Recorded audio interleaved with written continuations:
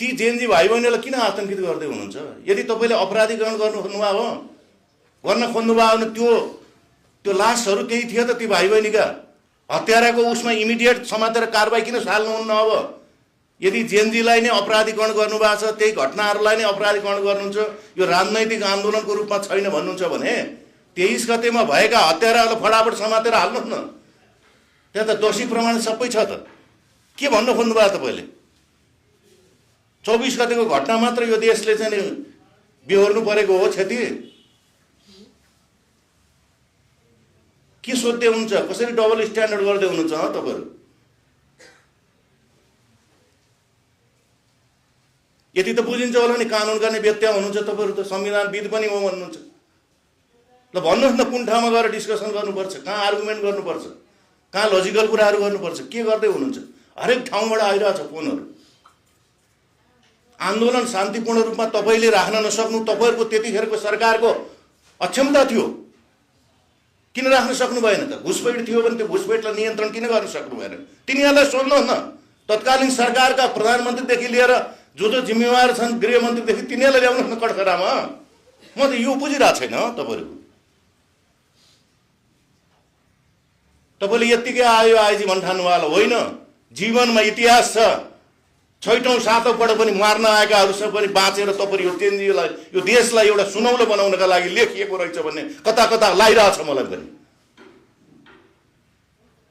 त्यसै साथ दिँदै छैन मैले जेएनजी भाइहरू। एउटा सीमा हुन्छ। तिमीहरूलाई लुटपाट गर्नका लागि मात्र यो देश हो? मनप्रति गर्नका लागि मात्र हो तिमीहरूलाई यो? किन अपराधीकरण गर्दै हुनुहुन्छ त्यो घटनालाई मात्र? त्यसो जारी परिसकेको छ, समात्नु न सबैले समात। पुनः आन्दोलन शान्तिपूर्ण तपाईँहरूले गरेर सरकारमा यतिका वर्षसम्म लुट मचाउनु भयो। कति पल्ट प्रधानमन्त्रीहरू बन्नुभयो, यो देशलाई कहाँ पुर्याउनु भयो, टाट पल्टाउनु भयो। बाहिर विदेशमा जाँदाखेरि हेर्नुहोस्, फाइनेन्सियल एक्सन टास्क फोर्सले ग्रे लिस्टमा राखेको मलाई 2014 को याद छ, सम्झना छ। हुन्डीका कारोबारी गर्ने अरबौँहरूलाई समात्या कार्यालयले ग्रे लिस्टबाट लिफ्ट भएको थियो। मलाई पनि छ, दमका साथ भनिरहेको छु। मैसँग काम गरेका त हुनुहुन्छ, विभिन्न निकायमा हुनुहुन्छ, अझै काम गर्दै हुनुहुन्छ धेरै। तर काम गर्न छोडेर किन यो नचाहिने कुराहरूमा लागिरहनु भएको छ? म चक्क परेको छु। जसले यो देशमा भ्रष्ट शासनलाई अन्त्य गर्नका यत्तिका साहस गरेर बटुलेर कलम कपी बोकेर झकझक्याउन गएका चाहिँ अरूमाथि प्रहार गरेर यो अकल्पनीय घटना ल्याउने पनि तिनै शासकहरू र तिनै शासकहरूको फेरि अहिले सुझावहरू सङ्कलन लिएर त्यसकै आधारमा तपाईँहरू चल्ने, यो अन्यायको पनि पराकाष्ठ होइन?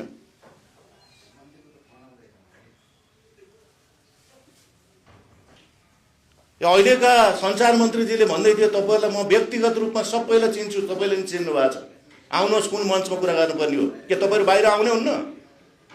कुलमानजीलाई फोन गरेर 2 पल्ट गरेँ, भुङ्ग्रोमा छु भन्नु, भुङ्ग्रोबाट हामी लैजाउँला, तपाईँलाई केही छैन, हामी बाहिरबाट सहयोग गर्छु भने कस्ता राख्नु भएको छ? त्यो हुन त पिएका कुरा, यी मन्त्रीका कुरा गरेर त के गर्नु छ र?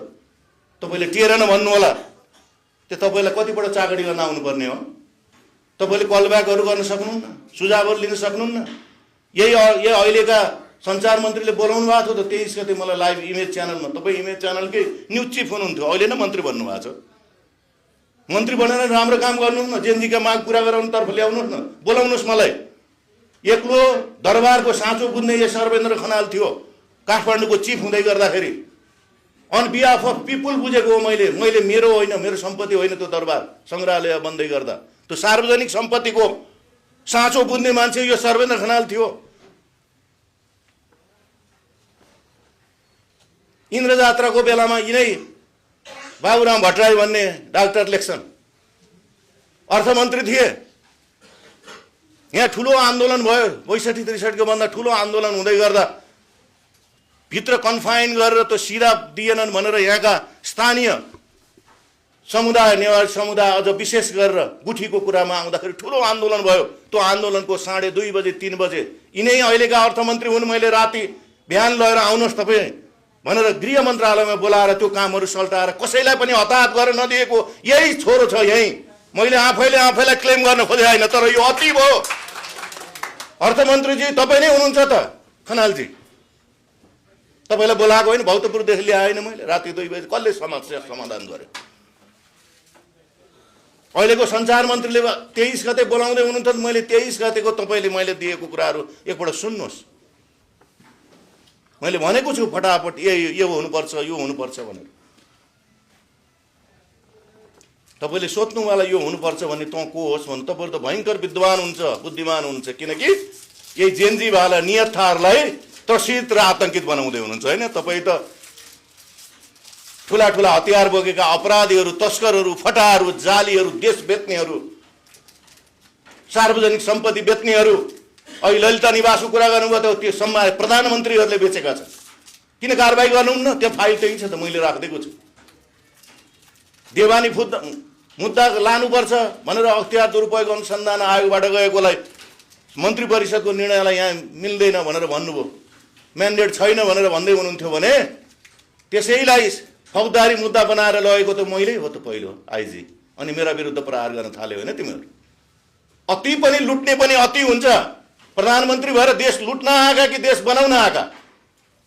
राजनीति गर्ने काममा गठजोड गरेर खालि आफू सत्तामा पुग्ने र यी आम नेपाली जनतालाई बेच्चिन पुर्याउने तिमीहरू नै होइनौ।